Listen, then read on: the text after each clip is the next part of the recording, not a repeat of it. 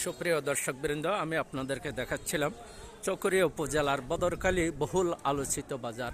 এই বদরখালী বাজার আগুনে পুড়ে বেশ কয়েকটি দোকান ছাই হয়ে গেছে। আপনারা দেখতে পাচ্ছেন এখানে আমার ঠিক এই বরাবর পানীয় স্টোর ছিল, এখানে অনেক মালামাল ছিল, এখানে ধার্য পদার্থ ছিল, ডিজেল ছিল, যার কারণে এখানে আগুনের দা প্রকটভাবে ধারণ করে এই আশপাশের দোকানগুলো অত্যন্ত জোরালোভাবে আগুনে পড়ে যাচ্ছে। এখানে ফায়ার সার্ভিস আসার পরও এখানে পানি নিষ্কাশনের কোনো ব্যবস্থা পায়নি, যার কারণে এখানে যে বহুতল ভবনের যে ভিত্তিপ্রস্তর স্থাপন করা হয়েছিল, যার কারণে এখানে ফায়ার সার্ভিস এসে দ্রুতভাবে পানি দেওয়ার কোনো সুযোগ পায়নি, যার কারণে অনেক ক্ষতিগ্রস্ত হয়ে গেছে।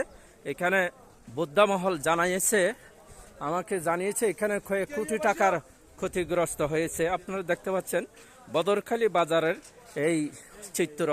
আপনি দেখতে পাচ্ছেন এখানে এই যে এই দোকানের বেশ কিছু মালামাল পড়ে ছাই হয়ে গেছে। কিছু মালামাল এখানে মানুষে এনে এখানে রেখেছে, জমায়েত করছে। এখানে এই যে পানি ছিল, এখানের পানিগুলো এখানে দিয়েছে। এই ক্ষুদ্র পানি কিছু আসলে করার কিছু নাই। এখানে আপনারা দেখতে পাচ্ছেন পোড়ার গন্ধ এখনো আমরা পাচ্ছি।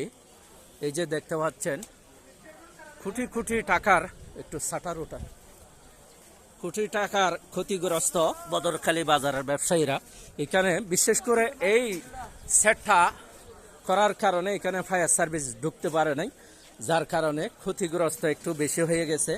আপনারা দেখতে পাচ্ছেন এখানে প্রশাসনিকভাবে বাজারে যেভাবে পানি নিষ্কাশনের সুযোগ সুবিধা গলি থাকা দরকার, সেভাবে আমরা এখানে গলি পাই নাই, যার কারণে প্রশাসন দ্রুত চেষ্টা করার পরেও ফায়ার সার্ভিস এখানে আসে নাই। এই দোকানে কি মাল ছিল? জাল। এই দোকানে জাল, বিভিন্ন ধরনের উন্নত মানের জালের ওই বিভিন্ন সুতা, পলিথিন, তারপরে তোমার রশি বিভিন্ন আইটেমের। আনুমানিক কত ক্ষতি হয়েছে এই সওদাগরের? প্রায় 50 লাখ টাকা। প্রিয় দর্শকবৃন্দ, এই দোকানে একটা দোকানে যদি প্রায় 50 লক্ষ টাকার ক্ষতি হয়, আমি একটু আপনাদেরকে আর কাছে নিয়ে দেখাচ্ছি। এখানে যে উপকরণগুলো ছিল, বিশেষ করে ইলেকট্রনিক্স পণ্য, যে দামিগুলো, এই যে থার দেখতে পাচ্ছেন, এখানে বিভিন্ন এই ভবন নির্মাণ করার যে সামগ্রীগুলো এখানেই ছিল, যার কারণে আগুনের লেলিহার শিকা থেকে কিছু বাঁচতে পারে নাই। বিশেষ করে এখানে পানির কোনো ব্যবস্থা ছিল না, নিষ্কাশনের পানি দেওয়ার। ফায়ার সার্ভিস আসার পরও তারা আমাদেরকে যে জানিয়েছে এখানে পানি নিষ্কাশনের কোনো ব্যবস্থা ছিল না। তারা দূর থেকে পানি মারার কারণে এখানে আগুনের সূত্রপাত আরও বেড়ে গেছে। যেহেতু আগুনের একটা ধর্ম আছে, পানি পাইলেই আগুনটা আরও একটু বেড়ে যায়। আমি আপনাদেরকে বলছিলাম বদরখালীতে প্রতি বছর একটা না একটা দুর্ঘটনা ঘটে। গত বছরে এইভাবে একটা আগুন লেগেছিল। এই দোকানটা কিসের ছিল? তানি স্টোর। এটাই হচ্ছে বদরখালীর প্রসিদ্ধ ব্যবসায়ী কবির ব্যবসায়ী কি নাম ছিল? আহমদ হোসেন সওদাগরের এই স্থানীয় স্টোর। তাদের দুইটাই স্টোর আছে পশ্চিম পাশে, এবং এইটাই হলো পুরাতন দোকান। কোনো মালামালও এখান থেকে বের করতে পারে নাই। এখনো যে আগুনের ধোঁয়া উঠতেছে আপনারা দেখতে পাচ্ছেন, এই হলো চিত্র। এখনো ধোঁয়া উঠতেছে ভিতর থেকে।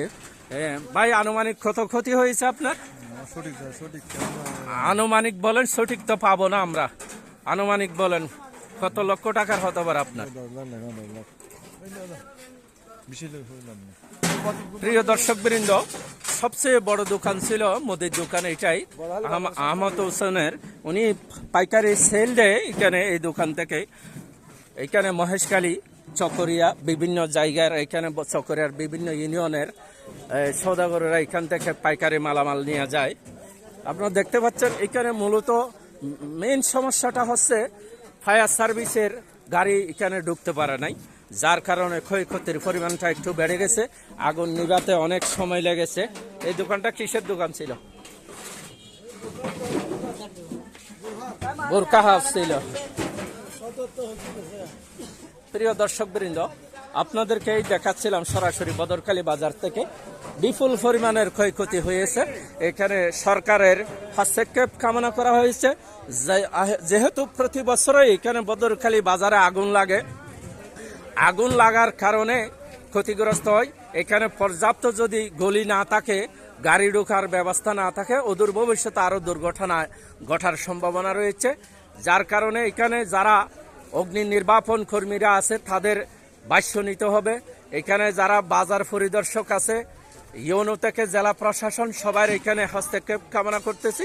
এখানে সরু গলি থাকতে হবে, এখানে পানির পর্যাপ্ত ব্যবস্থা থাকতে হবে। প্রতি বছরই বদরখালী বাজারে এভাবেই আগুন একটানা একদিকে না একদিকে লেগে থাকে, তাহলে মানুষ ক্ষতিগ্রস্ত হচ্ছে। এই যে দেখছেন, এই যে বাজার সেট তৈরি করা হচ্ছে, বহুতল ভবন তৈরি করা হচ্ছে, যার কারণে ঘেরাটা দেওয়া হয়েছিল। ঘেরার কারণে ফায়ার সার্ভিসের গাড়ি এখানে ঢুকে পানি মারতে পারে নাই।